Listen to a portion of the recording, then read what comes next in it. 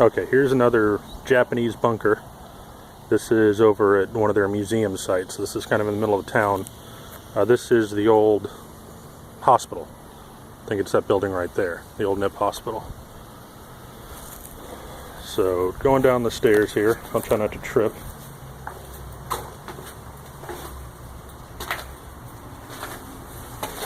It's kind of full of trash and nastiness, but okay, so round construction, one pillar in the middle, some coconuts over there.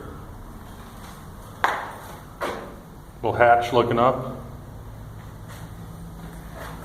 and then gun ports that look outside that way. Reinforced concrete.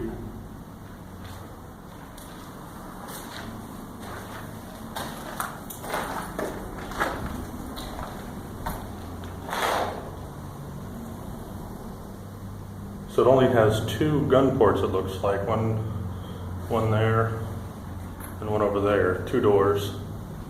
A couple of these things for ventilation, I guess. And then you come out the other side.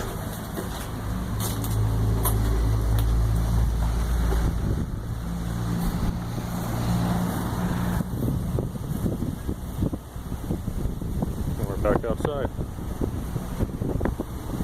And here's the old hospital again.